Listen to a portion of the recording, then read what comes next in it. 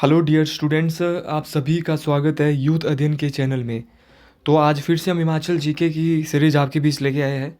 आज का जो पहला क्वेश्चन है यह है, आर्मी ट्रेनिंग कमांड का मुख्यालय हिमाचल प्रदेश के किस स्थान पर स्थित है।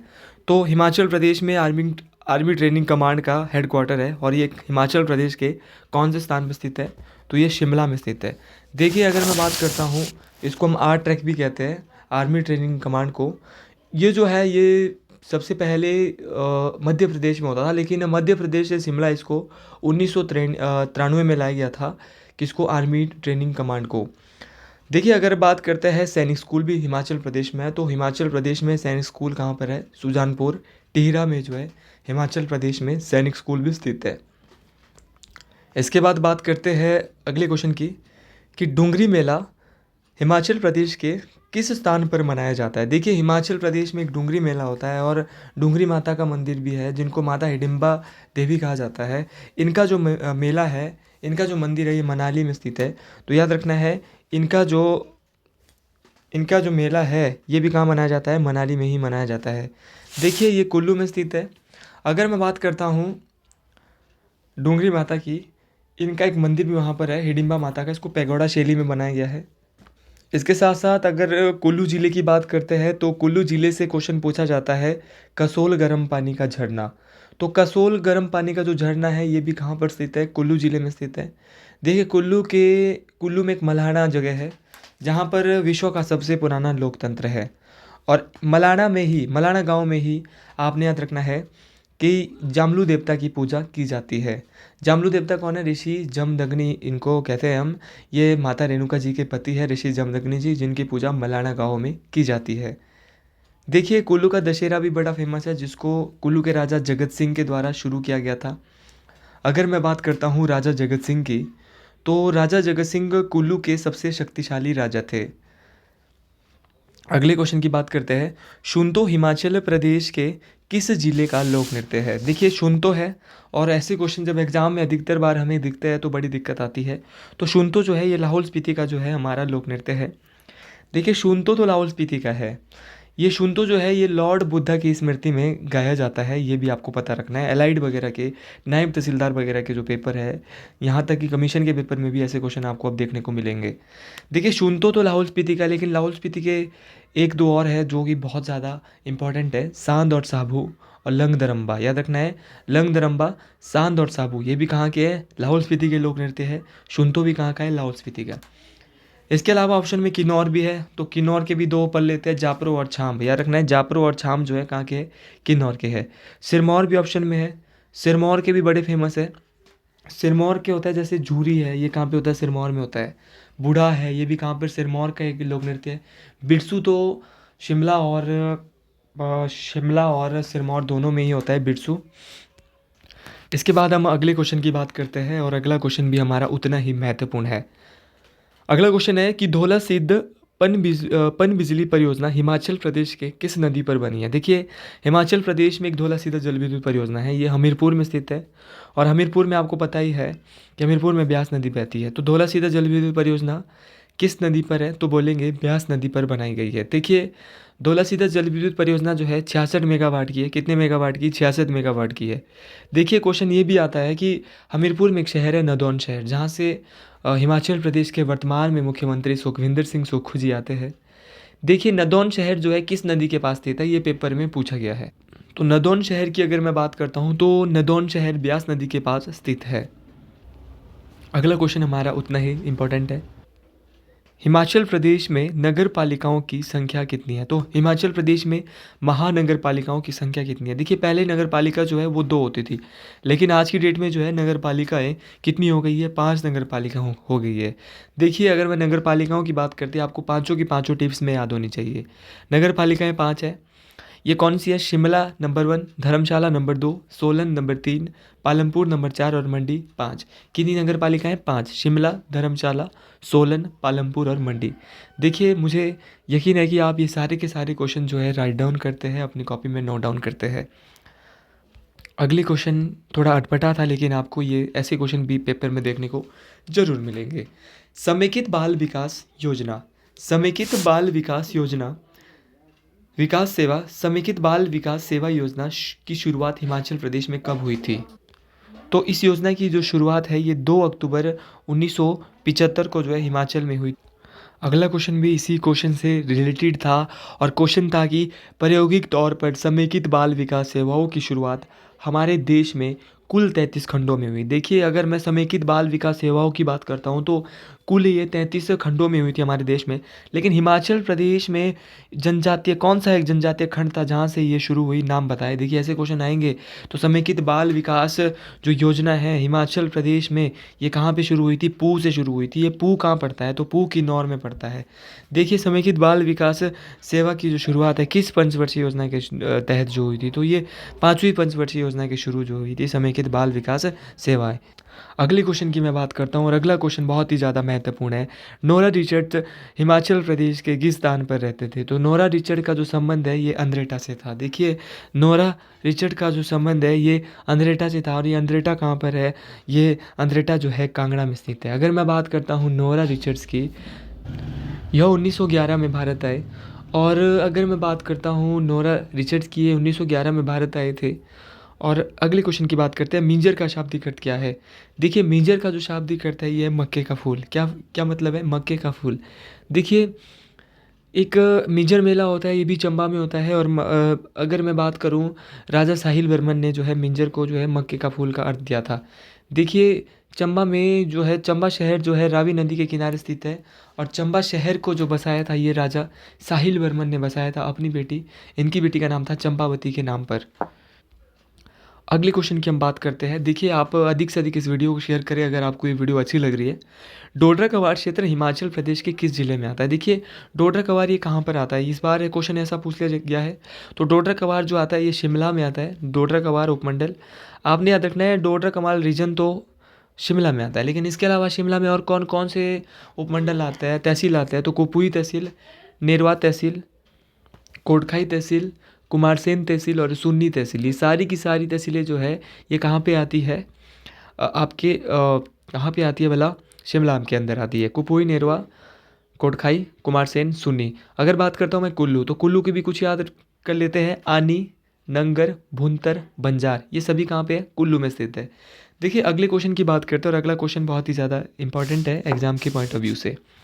देखिए, ऐसे क्वेश्चन हर बार पेपर में रिपीट होते हैं और हम इन क्वेश्चनों को जो है, अगर हम इन क्वेश्चन को बार बार देखें तो कोई दिक्कत आने वाली नहीं है। अगले क्वेश्चन की बात करते हैं, ज्वालामुखी मंदिर में पवित्र ज्वाला पर स्वर्ण का छत्र किसने चढ़ाया था? देखिए, ज्वालामुखी मंदिर पर जो है एक स्वर्ण का छत्र चढ़ाया गया था। किस राजा ने ये चढ़ाया था? तो ये चढ़ाया था अकबर ने। तो सोने का छत्र जो चढ़ाया था ज्वालामुखी मंदिर में, ये अकबर ने चढ़ाया था। देखिए, अकबर ने बहुत कोशिश की थी कांगड़ा को अपने अंडर लेने के लिए, लेकिन उस तरीके से वो कांगड़ा को अपने अंडर नहीं ले पाया था। अगर मैं बात करता हूँ फिरोज शाह तुगलक की, तो फिरोज शाह तुगलक ने भी कांगड़ा के नगरकोट किले पे आक्रमण किया था। कब किया था? 1365 ईस्वी में किया था। साथ ही में फिरोज शाह तुगलक ने ज्वालामुखी मंदिर भी लूटा था और वहाँ से 1300 किताबें ये ले गया था और फारसी भाषा में इसका अनुवाद करवाया था। देखिए, इसका अनुवाद करने वाले जो व्यक्ति थे इनका नाम था अज्जुदीन खालिद खानी। क्या था? अज्जुदीन खालिद खान इनका नाम था, जिन्होंने इन भाषाओं को जो है फारसी भाषाओं में बदला, इन किताबों को। अगला क्वेश्चन बहुत इंपॉर्टेंट है, Indian paintings from Punjab hills पुस्तक किसने लिखी? तो Indian paintings from Punjab hills पुस्तक जो है रिटन बाय जो है ये किसके द्वारा? डब्ल्यू.जी. आर्चर। क्या नाम है इनका? डब्ल्यू.जी. आर्चर के द्वारा लिखी गई थी Indian paintings from Punjab hills. Indian painting from Punjab hills जो है लिखी डब्ल्यू.जी. आर्चर ने। देखिए, ये तो लिखी थी डब्ल्यू.जी. आर्चर ने, लेकिन ऑप्शन में आपको एंड्रू विल्सन दिख रहा होगा, बी.एन. दत्तार दिख रहा होगा, जे.सी. फ्रैंक भी दिख रहा होगा। तो हिमालयन पिलग्रिमेज जो है लिखी है, ये लिखी है बी.एन. Dattar, Himalayan pilgrimage. और जेसी फ्रैंक ने हिमालयन आर्ट, जेसी फ्रैंक ने कौन सी लिखी है? Himalayan art. और एंड्रयू विल्सन भी यहाँ ऑप्शन में है, तो एंड्रयू विल्सन ने लिखी है एबॉर्ड ऑफ गॉड। कौन सी लिखी है? एबॉर्ड ऑफ गॉड लिखी है Andrew Wilson. JC Frank Himalayan art, BN. Dattar Himalayan pilgrimage, और जो है Indian paintings from Punjab hills लिखी है किसने?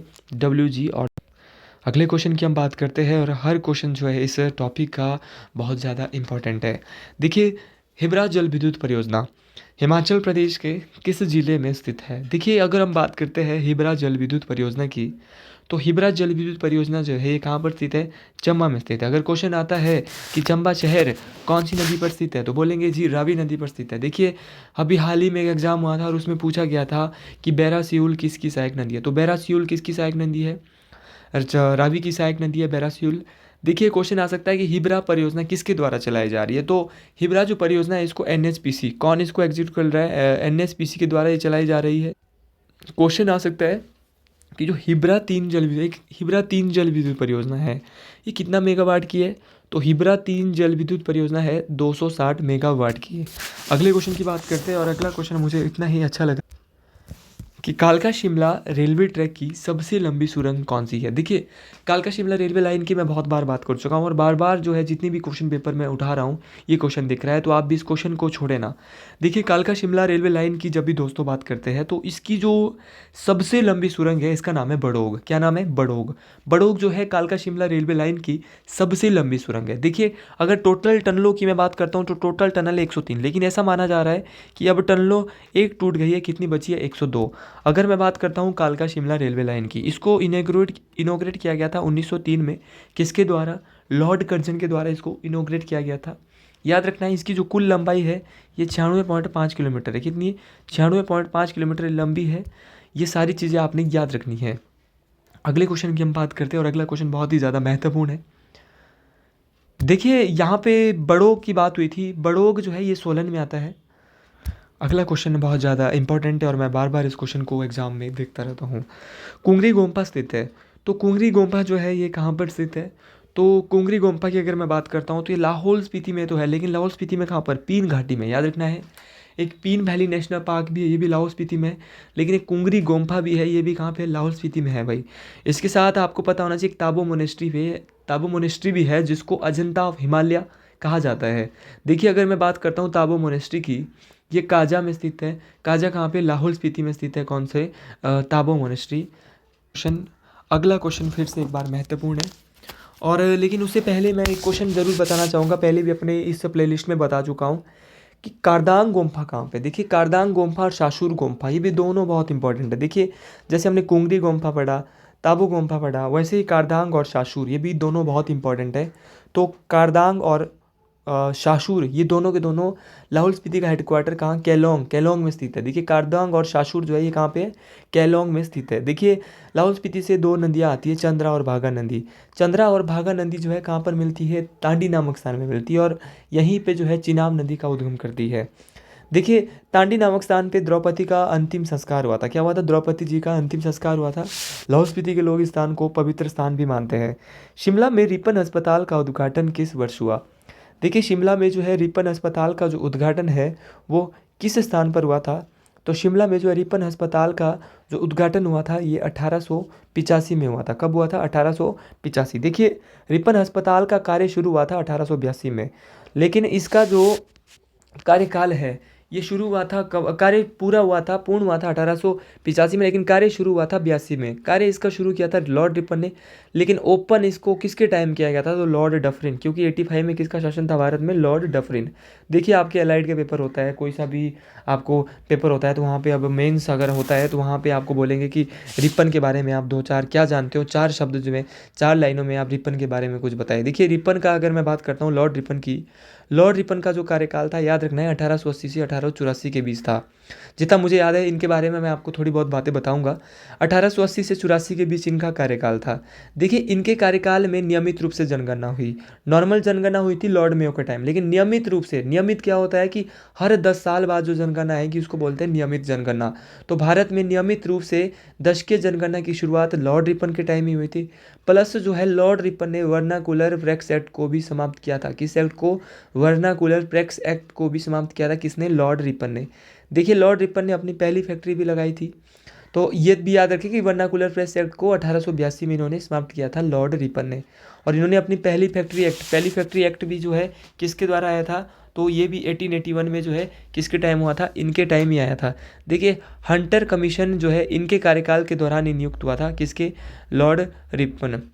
याद रखना इनको, father of local self government. क्या कहते हैं? Father of local self government के नाम से भी जाना जाता है किसको? लॉर्ड रिपन को। अगले क्वेश्चन की मैं बात करता हूँ, और अगला क्वेश्चन भी इम्पोर्टेंट है और आज का आखिरी क्वेश्चन भी है। देखिए, मेरा मकसद ये नहीं है कि मैं अपना वॉच टाइम आपसे बढ़वाना चाहता हूँ। मकसद ये है कि आप तक अच्छी से अच्छी चीज़ें पहुँचाना, चाहे वो 15 मिनट हो, क्योंकि व्यक्ति अगर किसी भी चीज़ को 20 से 25 मिनट से ज़्यादा देखता है तो वो फिर वो सोचता है कि बोरिंग फील हो जाता है।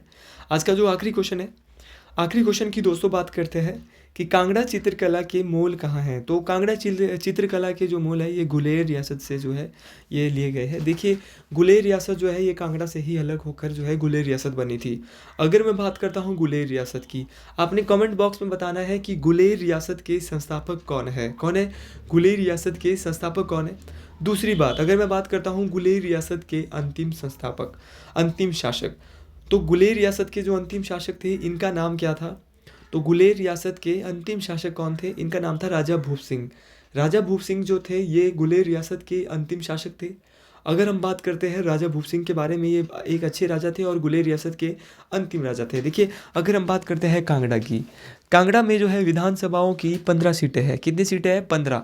हिमाचल प्रदेश का ऐसा जिला जहाँ पर जनसंख्या सबसे ज़्यादा है तो वो भी कांगड़ा जिला है, क्योंकि कांगड़ा जिला जो है सबसे बड़ा जिला है। और याद रखना है विधानसभा की भी यहाँ पर सबसे ज़्यादा सीटें हैं। कितनी सीटें हैं? 15 सीटें हैं। दूसरी बात, कमेंट बॉक्स में आपने क्या आंसर देना है?